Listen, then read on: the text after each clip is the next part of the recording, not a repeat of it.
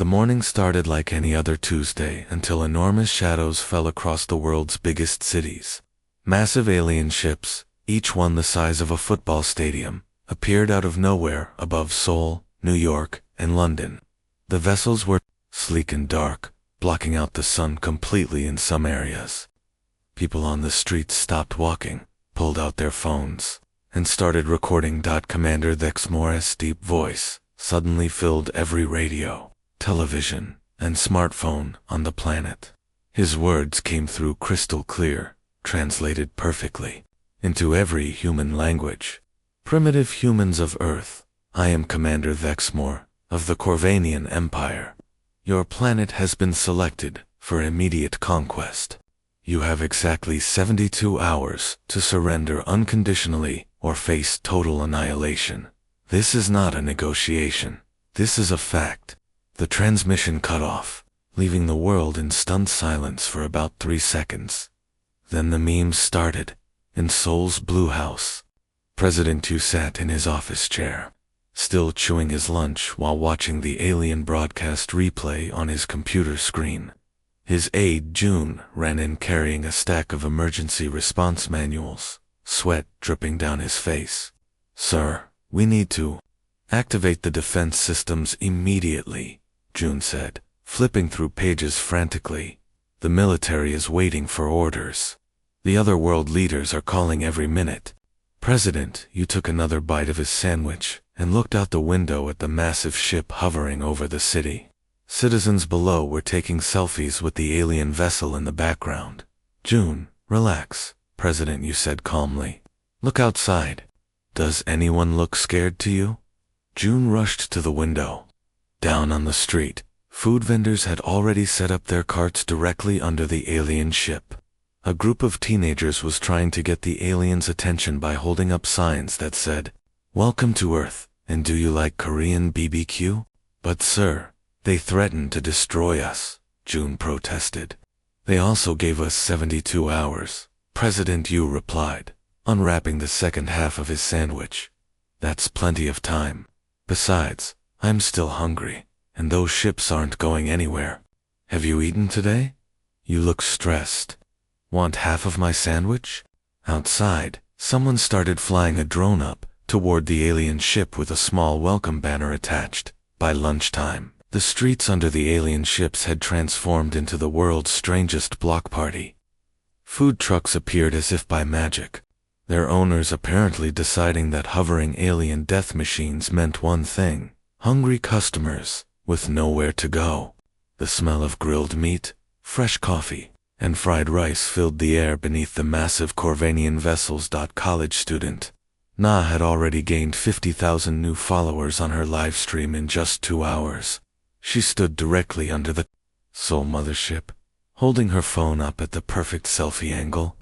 "Okay guys, so I'm trying to order takeout to our new alien neighbors," she announced to her viewers.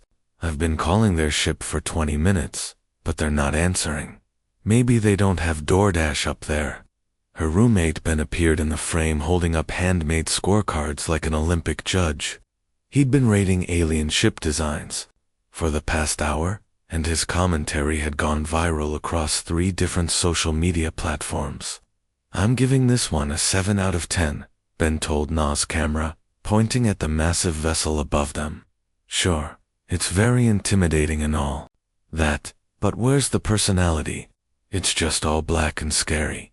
Maybe some racing stripes would help, or at least a bumper sticker that says my other ship is a sports cruiser."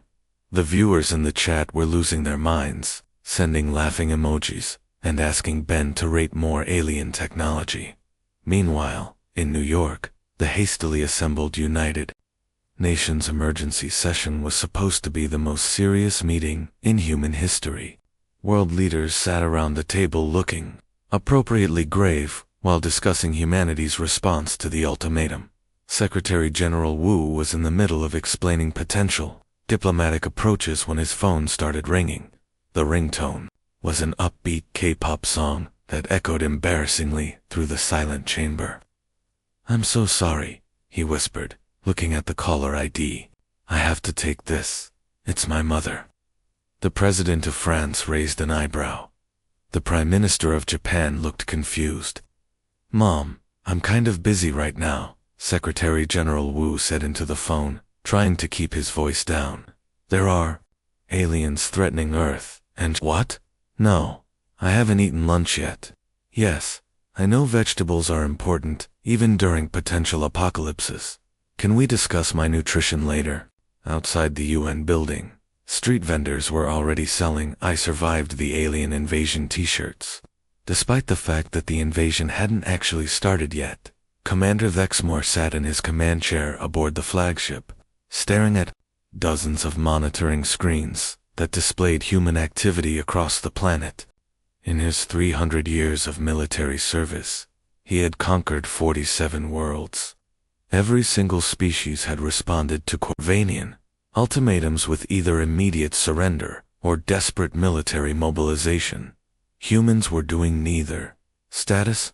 Report," he demanded from his bridge crew, his 4 eyes scanning the confusing data streaming across his screens. His lieutenant, a seasoned warrior who had participated in 20 successful invasions, looked genuinely puzzled. "Sir, the humans appear to be celebrating our arrival. They're organizing something called Welcome Alien BBQ parties across multiple cities. They're also having heated debates on their communication networks about whether we can digest dairy products." Dexmore leaned forward in his chair. "Dairy products? Apparently, some humans believe we might be lactose intolerant and are planning our welcome meals accordingly. Others argue that, since we're from space, we might have different dietary restrictions entirely. The debate has become quite passionate, sir." On the main screen, Lexmore watched a group of humans in Seoul, setting up tables and grills directly beneath his ship. They had colorful balloons, paper decorations, and what appeared to be a banner that read "Welcome Space Friends" in multiple languages. "Sir," another officer called out urgently. "We have an incoming delivery attempt." "Military strike?" Vexmore asked, straightening up. "Fried chicken, sir. A group of humans has attached buckets of cooked poultry to weather balloons and are attempting to float them up to our ship." Vexmore's 4 eyes blinked rapidly, a sign of extreme confusion in his species. "Did they, succeed?" His lieutenant coughed awkwardly. "Well, sir, Lieutenant Kex may have accidentally intercepted one of the balloons with our tractor beam. The chicken was actually quite delicious. They included napkins and something called hot sauce." Below them, the humans cheered and clapped. When they saw the balloon disappear into the ship, some of them started preparing more balloons with different food items. "Commander," his communications officer reported, "we're receiving thousands of messages from humans. Most of them are welcoming us to Earth and asking if we'd like to try something called pizza. A few are asking for our autographs." Vex had studied human military capabilities, human technology, and human weaknesses, but nobody had prepared him for human hospitality during an invasion. His species had completely forgotten how to handle kindness. Restaurant owner Ho looked up at the massive alien ship hovering over his neighborhood and scratched his head. He'd been running his small Korean restaurant for 15 years, and his first instinct when seeing anyone near his establishment was always the same: feed them. "They must be hungry after traveling all that way through space," he told his wife over the phone. "I'm going to show them our menu." Within an hour, Ho had borrowed a movie projector from the electronics shop next door and aimed it directly at the smooth black hull of the alien vessel. His colorful menu appeared on the ship's surface in giant letters, complete with pictures of bulgogi, kimchi, and steaming bowls of ramen. The idea spread faster than kimchi through Seoul's social media. Soon, buildings across the city were projecting content onto the alien ships. The old movie theater started showing classic Korean films on the hull of the nearest vessel. The comedy club projected their best stand-up performances. Someone even managed to stream cat videos directly onto the alien ship's surface, creating a massive display of kittens playing with yarn balls. Underground in the subway system, musician DA had a different idea. She'd been busking in the tunnels for 3 years, and knew exactly how sound traveled through the underground passages. The acoustics in the subway could carry music up through the ventilation systems and street grates. If they're going to hover over our city, they're getting a free concert, she announced to the small crowd that had gathered to watch her set up her guitar and portable amplifier. Da started with traditional Korean folk songs, her voice echoing beautifully through the tunnels. Soon, other musicians joined her. A drummer appeared with a small kit, then a violinist, and before long they had an entire underground orchestra playing everything from classical pieces to modern pop songs. Above ground, the alien crew members were experiencing something completely unprecedented. Instead of hiding in bunkers or launching missiles, humans were entertaining them. Corvanian soldiers pressed their faces against the viewing ports of their ships, watching humans dance in the streets, laugh at comedy shows, and sing along to music. Some of the younger crew members had never seen beings express joy so freely. In their militaristic society, entertainment was considered a weakness, a distraction from duty. "Commander," one of his officers reported to Vexmore, "the humans appear to be performing for us. They're showing us their cultural activities." Vexmore stared at the screens, showing humans below waving at his ships while cooking food and making music. "Why aren't they running?" he muttered, completely baffled by this species that treated invasion like a neighborhood festival. With only 12 hours left until the deadline, Commander Vexmore walked through his flagship and noticed something deeply troubling. His usually disciplined crew was acting completely out of character. In the mess hall, he found his weapons officer carefully folding pieces of paper into small flying objects. The Corvanian military had no concept of recreational activities. Yet here was his most trusted soldier concentrating intensely on creating what humans called paper airplanes, using translated recipes that had somehow floated up from the planet below. "Officer Vexmore said sternly, "explain this behavior." The weapons officer looked up sheepishly, holding a perfectly folded paper airplane made from a kimchi recipe. "Sir, the humans sent instructions on how to make these flying objects. They said it would help us understand aerodynamics better. I was merely studying their technology." But Vexmore could hear his officer humming a tune under his breath, the same melody that had been playing from the human musicians in the underground tunnels. The situation was even worse on the bridge. His navigator, a serious Corvanian who had never questioned orders in 30 years of service, approached him with an unusual request. "Commander," the navigator said quietly, "perhaps we should consider extending the deadline. To gather more intelligence about human capabilities. Maybe another 72 hours would be strategically wise." Vexmore's 4 eyes narrowed. "You want to delay our mission?" "Well, sir, they keep sending us these fascinating packages, and I think we should study them more thoroughly before making any hasty decisions." As if summoned by their conversation, the communications officer hurried over with a new report. "Commander, we've received another delivery via balloon. The humans have sent us care packages containing small baked items they call cookies, along with handwritten notes. Most of the messages say things like, 'Hope you're having a good day,' and 'Welcome to Earth.' One grandmother named Mrs. Park included her phone number in case we need anything." Vexmore accepted one of the cookies and took a small bite. The sweet, warm flavor was unlike anything he'd ever experienced. His species had forgotten about food that was made purely for enjoyment, rather than nutritional efficiency. Looking around his bridge, he saw crew members reading the handwritten notes, with genuine smiles on their faces. Some had started learning human words. Others were attempting to fold napkins into decorative shapes like the humans had shown them. The horrible truth hit him like a meteor. His crew was being conquered by kindness, and he was powerless to stop it. Comedian Min had been performing his weekly stand-up show at the small comedy club in Hongdae when the alien ships first appeared. while other entertainers canceled their shows. Min saw this as the perfect material for new jokes. After 2 days of watching humans try to communicate with the aliens through food and music, he decided it was time for a more direct approach. If they can hack into our TV stations, I can hack into theirs, he told the small audience that had gathered despite the invasion.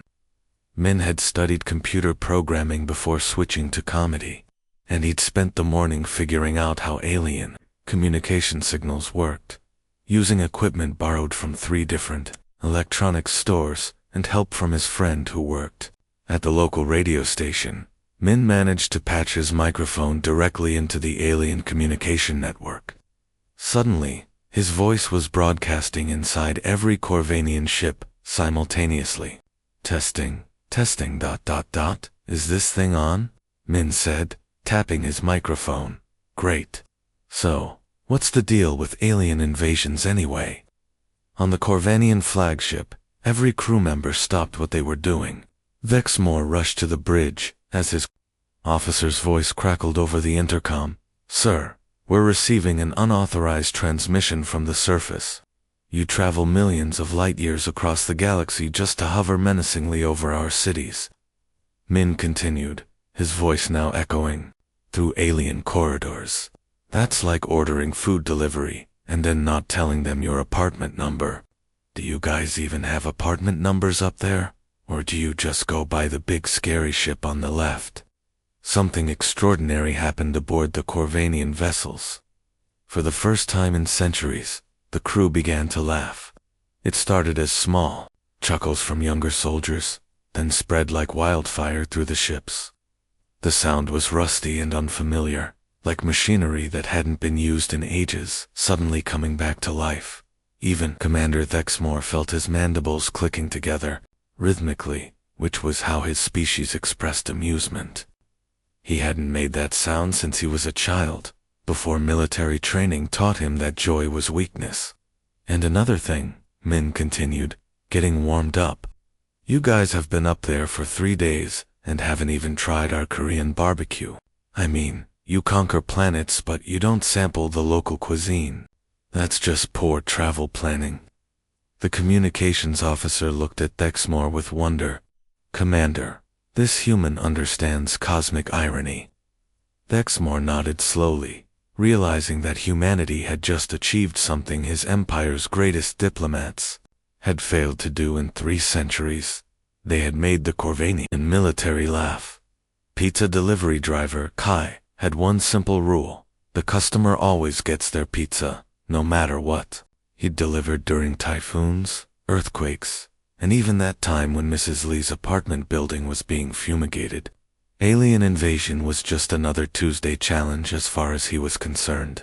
Look, I've got 5 large pepperonis and a family-size order of garlic bread that somebody ordered to coordinates directly under your ship, Kai announced into his phone, which he'd somehow managed to connect to the alien communication system, using his delivery app. Are you going to come down and get it, or do I need to come up there? The Corvanian crew members were fascinated by this small human, who treated their massive war fleet like an apartment building he couldn't quite locate, through their universal translator. They'd been following his attempts to complete his delivery for the past hour. Commander Vexmore, curious about this persistent human, authorized a transport beam to bring Kai aboard the flagship. The young delivery driver appeared on the bridge, still carrying his insulated pizza bags, looking around with mild interest rather than terror. Nice ship, Kai said, setting down his bags and opening them to reveal perfectly hot pizza. Very spacious. Must get great gas mileage. Who ordered the extra cheese? As the Corvanian crew shared their first Earth pizza, Kai explained human nature in a way their advanced sociologists never could. He told them about working double shifts to help pay for his sister's medical school, about how his neighbors had pitched in when his family's restaurant burned down, and how complete strangers had helped him fix his delivery scooter when it broke down in the rain. You see, the thing about humans is we don't really think about conquering stuff, Kai explained, offering Commander Vexmore a slice of pepperoni pizza. When we see someone new, we just want to know if they're hungry, if they need help with something, or if they want to hang out and watch movies. That's kind of our default setting. Vexmore accepted the pizza slice, studying this remarkable human. Your species conquers through joy, he observed, taking his first bite of the warm, cheesy food. Kai laughed and shook his head. We don't conquer anything, really. We just share what we have. Want some garlic bread? My grandmother made the recipe herself. Looking around at his crew, who were now happily eating earth food and chatting with this delivery driver, Vexmore realized that humans had accidentally taught his warriors something the Corvanian Empire had forgotten: how to be genuinely happy. The moment arrived, exactly 72 hours after the initial ultimatum. Across the Corvanian fleet, commanders received the synchronized signal from their home planet: begin the attack. Weapons systems powered up automatically, target coordinates locked onto major human population centers, and every ship prepared to reduce Earth to cosmic dust. But something unprecedented happened in the command centers. Sir, Weapons Officer Vex announced, standing at his control station wearing a bright blue baseball cap with Soul Heroes written across the front. A 7-year-old girl, named Lee, had given it to him yesterday, when he'd accidentally lowered the ship too close to a playground. I cannot follow this order. Commander Vexmore turned from his command chair, expecting to see his most reliable officer preparing the attack sequence. Instead, Vex had stepped away from his weapons console entirely, his hands folded behind his back. Explain yourself, officer. Vex's voice was steady, but filled with something Vexmore had never heard from his crew before: emotion. Sir, 3 days ago, a human grandmother named Mrs. Park climbed 6 flights of stairs with a broken elevator just to bring us homemade cookies. Yesterday, a group of children drew pictures of our ships and added rainbow colors because they thought we looked sad. This morning, they gave us chocolate. He paused, looking directly at his commander. Do you know what chocolate is, sir? It's happiness you can eat. They shared their happiness with us, beings who came to destroy them. Around the bridge, other officers began removing their hands from their control stations. The navigation officer, still humming a tune from the subway musician Da, shook his head. I learned to fold paper cranes from a street artist named Yun. She spent 2 hours teaching me because she said everyone should know how to make something beautiful. The communications officer held up a hand-drawn thank you card from a local restaurant. Chef Ho sent this with our lunch yesterday. He wrote thank you for visiting our neighborhood in both Korean and what he thought might be our language. He got it completely wrong, but he tried. One by one, every crew member on every ship in the fleet stepped away from their weapons. They'd spent 3 days experiencing genuine human kindness, learning that these beings didn't see them as terrifying conquerors but as visitors who just needed better social skills. The mighty Corvanian Empire, which had conquered 47 worlds through fear and superior firepower, had been completely defeated by desert, handmade gifts, and unconditional friendship. When the 72-hour deadline officially passed without a single shot being fired, something magical happened across Earth. What started as neighborhood barbecues beneath alien ships transformed into the largest intergalactic potluck dinner in the history of the galaxy. In Seoul's main plaza, Commander Vexmore stood behind a smoking grill, wearing a bright red apron that Chef So had given him that morning. The apron read Galaxy's Best Grill Master in bold letters, and Vexmore wore it with surprising pride. He was carefully flipping bulgogi, while a group of Korean grandmothers gave him cooking tips through enthusiastic hand gestures and broken English. More garlic, Mrs. Park insisted, adding another spoonful to his marinade. Aliens need vitamins. 2. Around the plaza, Corvanian crew members sat at picnic tables sharing meals with human families. Children taught alien soldiers how to use chopsticks while teenagers showed them how to take proper selfies. The scene was repeated in cities around the world, former invaders learning to dance, playing card games, and discovering the simple joy of eating ice cream on a warm afternoon. Vexmore pulled out his communication device to send what would be his final official report to the Corvanian High Command. His 4 eyes scanned the celebration around him before he began recording. "Command, this is Vexmore reporting final mission status." He paused to flip another piece of meat on the grill. "Mission status, failed successfully. Requesting permission to remain on Earth indefinitely for continued diplomatic research." He looked at a group of his officers who were learning to play poker from a retired math teacher named Mr. Kim. Reason for extended stay: the humans possess a frozen dairy product called ice cream, which I believe may hold the key to universal peace. The substance appears to make all conflicts irrelevant. Also, I have learned to play a strategic card game called poker, and I'm told I have a good poker face despite having 4 eyes.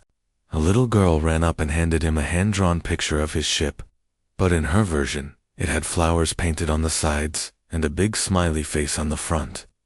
Additionally, Vexmore continued into his communicator. "These humans have demonstrated a form of warfare we never anticipated.